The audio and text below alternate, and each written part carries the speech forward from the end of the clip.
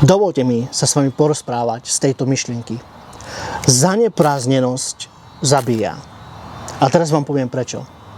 Ak je niečo v mojom živote, čo ma vyhodilo z kolají, tak je to, že som uprel svoj zrak na veciach, na ktorých absolútne nezáleží.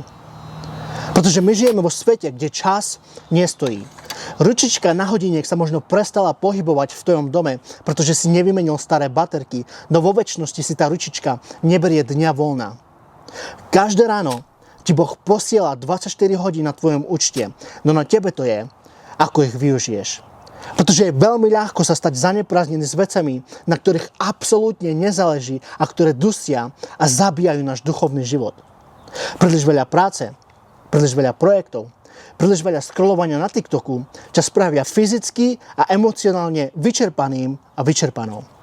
A niektorí z vás sa nachádzate v takomto stave, pretože nemáte problém scrollovať na Facebooku 2-3 hodiny v skuse, no nemáte trpezlivosť sedieť s otvoreným Božím slovom ani na 5 minút.